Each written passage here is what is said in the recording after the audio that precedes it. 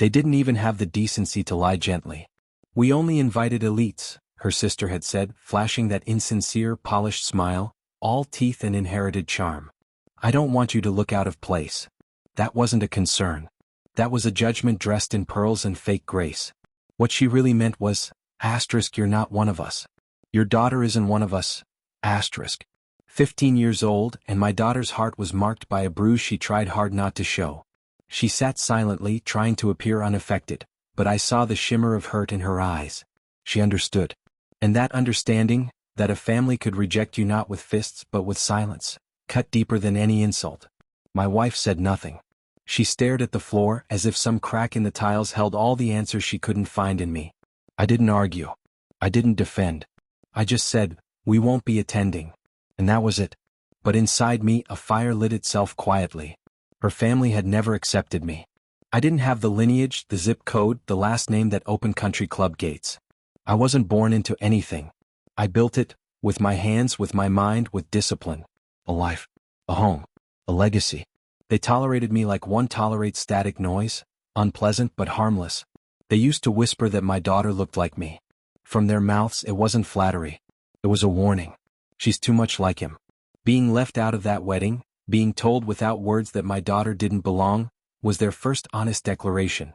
A line drawn, an invisible gate slammed shut. I didn't raise my voice. But I made a vow that night, holding my daughter's hand in silence. They'll regret this. After that, something shifted. My wife's smile grew wider around her sisters. She laughed louder at their jokes, leaned closer when they whispered. Maybe she thought blending in would redeem her. Maybe she thought keeping close to poison would keep her safe. Or maybe, just maybe, she had stopped remembering who she married. I didn't beg for loyalty. I noticed the betrayal and carried it like stone in my chest. Then the wedding photos arrived. Not sent to us. No, they were broadcast online like trophies. Her family lined up in designer gowns and tailored suits. My wife stood at the center, draped in silver, her smile stretching as if she belonged. My daughter and I, absent. Not mentioned. Not missed. I printed one of the photos, slid it into the safe beside our marriage certificate and property documents. Just a reminder. A receipt. When December came, my wife suggested hosting Christmas. It's our turn, she said brightly. The sisters, their husbands, the curated children, the mother with her wine-soaked tongue, all would come. I nodded and smiled. Of course. Let's make it one to remember. And I did. In the weeks before, I made one change, quietly, cleanly. The house we'd lived in for 17 years, the one I paid for with no help from anyone, was now legally in my daughter's name. Transferred through a trust one had been nurturing for years. Irrevocable. Bulletproof. Ironclad. She was the sole beneficiary. The walls they once sneered at were now hers. Not mine. Not ours. Hers. Christmas Eve arrived in a parade of foreign cars and curated outfits. My wife handed out wine, beamed like everything was normal. I played host. My daughter, radiant in the same navy dress they once looked down on, sipped cider and stood tall. Then came the conversation, the one they always fall into. Investments. Vacation homes. Inheritances. My wife's older sister boasted about a new Malibu property, its ocean view and marble countertops. And then, softly, my daughter said, "This house? It's mine."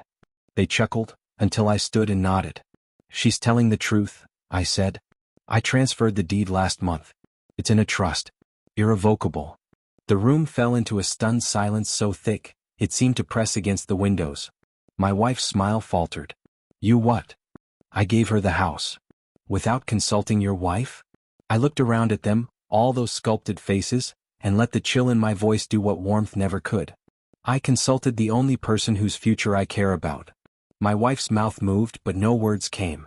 Her mother set down her glass with a clink. Her brother-in-law laughed nervously. "That's bold?" "No," I replied. "It's necessary. Since your family measures worth in bricks and bank accounts, I figured it was time my daughter owned something none of you could ever take from her." The room didn't recover after that. They drank quietly. Left before midnight. No hugs. No lingering. Just polished shoes on tile and slammed doors.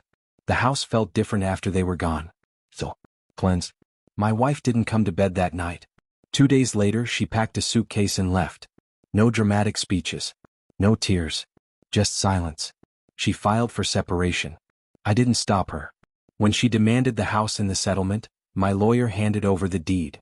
She tried to fight it. Claimed coercion. Said I'd manipulated her.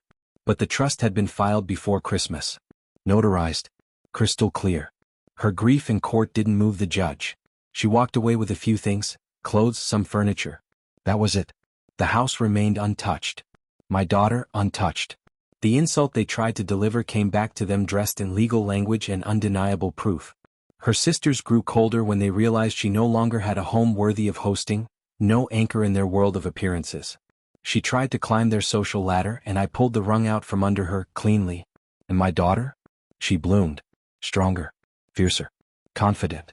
Sometimes she sits by the window wearing that same navy dress, a book in her hands, her gaze calm. She looks out at a world that once tried to make her feel small and now knows she owns more than they ever will. Not just this house. Not just the land it sits on. But the dignity they tried to strip away. I don't need applause. I don't need revenge wrapped in fireworks.